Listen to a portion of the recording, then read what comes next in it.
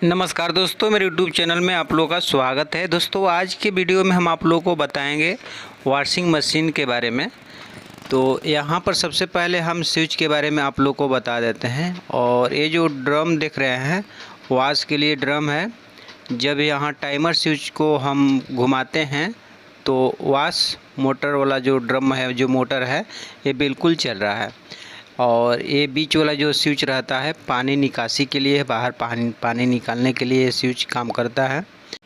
अब इसके बाद में तीसरा जो स्विच है स्पिन मोटर का स्विच है। तो यहाँ ये स्विच इस तरह से काम करता है, जब इस स्विच को हम घुमा देते हैं तो धीरे धीरे आकर अपना जगह पर रुक जाता है। तो ये जो है स्पिन मोटर नहीं चल रहा है, बाकी इसमें जो है वॉश मोटर काम कर रहा है। अगर आपको स्विच के बारे में जानकारी लेना है कि स्विच कैसे काम करता है, तो उसके लिए आप नीचे कमेंट बॉक्स में ज़रूर लिखना। उसके लिए हम वीडियो का लिंक कमेंट बॉक्स में डाल देंगे। तो यहाँ जो है जो वॉश मोटर का जो टाइमर है, इस तरह से जब घुमाते हैं तो वॉश मोटर चलता है, सीधा चलेगा, फिर उसके बाद में उल्टा चलेगा। और जो इस टाइमर है, टाइमर धीरे धीरे घूमते घूमते क्या होता है कि अपना जगह पर आकर रुक जाता है और उसके साथ साथ मोटर भी बंद हो जाता है। तो इस तरह से स्विच काम करता है। तो दोस्तों, स्पिन मोटर और वॉश मोटर का जो स्विच होता है, जो ये टाइमर स्विच होता है, धीरे धीरे घूमकर एक जगह पर रुक जाता है, लेकिन दोनों का जो कनेक्शन है अलग अलग होता है। तो दोस्तों, यहाँ वॉश मोटर चल रहा है लेकिन स्पिन मोटर नहीं चल रहा है। तो इसको कैसे हम रिपेयर करेंगे, कैसे ठीक करेंगे, आज की वीडियो में चलिए आप लोगों को पूरा जानकारी के साथ हम आज बताने वाले हैं। तो दोस्तों, आप कहीं जाइएगा मत, आप मेरे इस वीडियो पर बने रहिएगा। और अभी तक मेरे इस चैनल को आप सब्सक्राइब नहीं किए हैं तो आप मेरे इस चैनल को सब्सक्राइब ज़रूर कर लीजिएगा। सबसे पहले पीछे का जो ढक्कन है खोल लेना है, हटा लेंगे। हटाने के बाद में सबसे पहले हम देखेंगे वायर भी कहीं कहीं क्या होता है कि चूहा वगैरह काट देता है या वायर कहीं से ख़राब हो जाता है, उससे भी हो सकता है। तो यहाँ एक ये जो है इसका ब्रेकर है, ब्रेकर भी देख लेना है। ब्रेकर यदि आपका चपका रहेगा तो भी मोटर नहीं चल पाता है। तो ब्रेकर का काम है, जब ढक्कन हम उठाते हैं तो ये क्या होता है, ब्रेक ले लेता है और साथ ही साथ स्विच ऑफ हो जाता है। तो इसका काम यही है कि ऑटोमेटिक ये मोटर जो है रुक जाता है, इसलिए ब्रेक इसमें दिया रहता है। तो मान के चलिए यहाँ से हम स्विच को घुमा दिए तो मोटर चल रहा है, मोटर चल रहा है। अब जब ढक्कन उठाएंगे तो उसके साथ साथ स्विच भी ऑफ हो जाएगा और साथ ही साथ ही जो है ब्रेक भी लेता है मोटर का। तो ब्रेक काम करता है कि ऑटोमेटिक जो है ड्रम को रोक देता है। तो उसका काम यही है।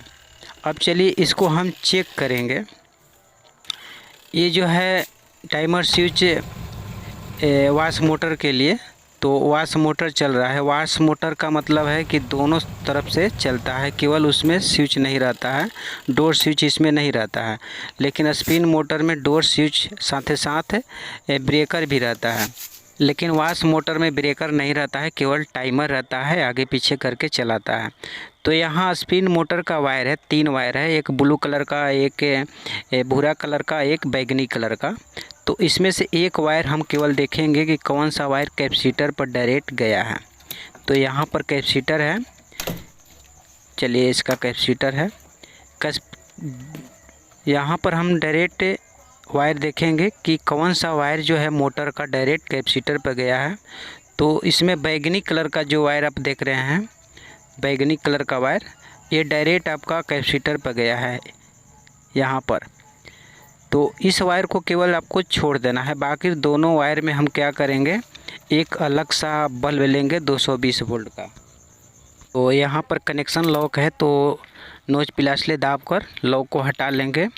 और यहाँ बल्ब के दोनों वायर को क्या करेंगे, एक ब्लू कलर का जो वायर है न्यूट्रल उस पर दे देंगे और एक यहाँ फेज पर दे देंगे। तो दोनों पर हम इस बल्ब को लगा दिए हैं। ये जो है डायरेक्ट कैपेसिटर पर गया है, तो इस पर नहीं देना है, इसको छोड़कर केवल दोनों वायर पर आप 220 वोल्ट का कोई भी बड़ा वाला भी बल्ब ले सकते हैं, दोनों पर कनेक्शन इस तरह से कर देना है। तो अब चलिए इसमें हम सप्लाई देकर चेक कर लेते हैं। सप्लाई दे दिए और टाइमर स्विच को हम घुमाते हैं। यदि यहाँ पर सप्लाई मिल जाता है मोटर पर, तो यहाँ ये जो बल्ब है जलना चाहिए, और ये जो है स्पिन मोटर आगे पीछे नहीं चलता है, एक ही तरफ केवल चलता है। तो यहाँ पर बल्ब जो है जलना चाहिए, लेकिन बल्ब नहीं जल रहा है। मोटर नहीं चलने का कारण है कि यहाँ तक सप्लाई नहीं मिल रहा है। तो अब यहाँ तक तो ठीक हो गया। अब वाश मोटर को हम चेक करके आप लोगों को दिखा देते हैं। वाश मोटर जो है ऐसे में चल रहा है। तो वाश मोटर में भी 3 वायर जो है निकला हुआ है, एक ब्लू कलर का, एक रेड कलर का, एक येलो कलर का। तो इसमें जो है ब्लू कलर का जो वायर है कॉमन होता है, डायरेक्ट इस पर न्यूट्रल जो सप्लाई होता है डायरेक्ट इस पर दिया गया है। वाश मोटर का और स्पिन मोटर का दोनों का वायर जो है ब्लू कलर का ही है। तो दोनों का वायर डायरेक्ट न्यूट्रल से जोड़ा गया है। और रेड कलर का और येलो कलर का 2 वायर जो है दोनों कैपेसिटर पर गया है, और दोनों वायर कैपेसिटर से लेकर के टाइमर स्विच पर गया है, जो वाश टाइमर है। देख रहे हैं दोस्तों, यहाँ 3 वायर का ज्वाइंट किया गया है, और इस पर लिखा भी है रेड और येलो का, जो 8 है, 8 वेव का कैपेसिटर है, रेड और येलो कलर का है, और जो कि वाश मोटर पर गया है। यहाँ जो वाश मोटर है इस पर रेड कलर का और येलो कलर का 2 वायर गया है, और 4 वेव जो कैपेसिटर है वो लिख रहा है यहाँ पर ग्रे और एंड पर्पल, यानी कि ये 2 वायर जो है स्पिन मोटर के लिए गया है। तो हमको क्या करना है चेक करने के लिए, यहाँ जो बल्ब है बल्ब का एक वायर जो है ब्लू कलर पर ज्वाइन कर देंगे, और एक वायर जो है रेड पर या येलो कलर पर, दोनों वायर पर कोई भी एक वायर पर हम ज्वाइन कर देंगे। तो यहाँ पर हम चेक करने के लिए कोई भी बल्ब, यहाँ 100 वाट का जो बल्ब होता है 250 वोल्ट वाला, तो 250 वोल्ट का कोई भी बल्ब यहाँ पर लगाकर हम चेक कर लेंगे कि मोटर पर सप्लाई यहाँ आ रहा है कि नहीं आ रहा है। तो चलिए इसमें हम सप्लाई देकर आप लोगों को दिखा देते हैं। देख, बल्ब जो है जल रहा है। जब मोटर चलेगा तो यहाँ बल्ब इस तरह से जलेगा, और जब मोटर बंद हो जाएगा, ऑफ हो जाएगा, तो यहाँ बल्ब जो है ऑटोमेटिक बुझ जाएगा। देख रहे हैं यहाँ पर इस तरह से काम करता है। मोटर जो है कभी आगे घूमता है, कभी पीछे की तरफ घूमता है, यानी कि दोनों तरफ से लेफ़्ट राइट दोनों तरफ साइड ले घूमता है। तो इस तरह से जो है वाश मोटर काम करता है, लेकिन स्पिन मोटर जो है एक ही तरफ काम करता है। जब स्पिन मोटर पर सप्लाई देंगे तो स्पिन मोटर एक साइड में घूमता है। यहाँ पर जो बल्ब का कनेक्शन हम कर रहे हैं, तो यहाँ पर स्पिन मोटर पर जब बल्ब का कनेक्शन करें तो डायरेक्ट जलना चाहिए, लेकिन यहाँ पर डायरेक्ट बल्ब नहीं जल रहा है। इससे पता चलता है कि टाइमर स्विच ख़राब हो सकता है या डोर स्विच ख़राब हो सकता है। तो अब यहाँ पर हम टाइमर स्विच घुमाने के बाद में भी वहाँ पर सप्लाई नहीं जा रहा है। तो चलिए इसको निकालने के बाद में अब इस बॉडी को खोलकर अंदर में देखेंगे कि क्या प्रॉब्लम है। तो यहाँ डोर स्विच रहता है, और उसके बाद में स्पिन मोटर का जो टाइमर स्विच है वो रहता है। दोनों में से कोई एक ख़राब हो सकता है। मोटर बिल्कुल सही होना चाहिए। यहाँ पर सप्लाई जो है नहीं मिल रहा है, इसीलिए मोटर नहीं जल रहा था। तो चलिए आप मोटर भी यदि चेक करना चाहते हैं तो तीनों वायर को अलग अलग कर लेंगे हम। तीनों वायर अलग हो गया। अब डीसी टेस्टर लेंगे या सीरीज बल्ब से भी आप चेक कर सकते हैं। तीनों पॉइंट जो है तीनों पॉइंट में कंटिन्यूटी शो करना चाहिए। तो इस तरह से आप डीसी टेस्टर से चेक कर लेंगे, आपको पता हो जाएगा कि मोटर भी बिल्कुल सही है, जो भी प्रॉब्लम है ऊपर से है। तो यहाँ तीनों पॉइंट में देख रहे हैं डीसी टेस्टर जल रहा है। तो यहाँ तक तो आप क्लियर हो चुके हैं कि मोटर जो है बिल्कुल सही है, जो भी प्रॉब्लम है यहाँ है। तो अब इसको खोलकर अंदर देखेंगे कि इसमें क्या ख़राब हो सकता है। तो यहाँ पर जिस तरह से कनेक्शन इसका किया हुआ था उसी तरह से हमें यहाँ पर कनेक्शन हम कर देंगे। अब दोस्तों हमको यहाँ स्क्रू खोलना है, तब जाकर हम अंदर स्विच देखेंगे। तो स्क्रू खोलने के लिए जो है इसमें जंग लगा हुआ है, तो ऐसे नहीं खुलेगा। यहाँ पर सोल्डिंग आयरन के मदद से थोड़ा सा स्क्रू को हम हीट करेंगे तो ये जो है स्क्रू आराम से खुल जाएगा। कारण है कि जो बॉडी में कसा हुआ है फाइबर का बॉडी है, तो हल्का सा फाइबर मुलायम होने की वजह से स्क्रू को आप कोई भी पेचकस ले आराम से खोल लेंगे। तो चलिए यहाँ पर हम स्क्रू को खोल दिए। इसी तरह से यहाँ पर भी एक स्क्रू है, इसको भी हम खोल लेंगे।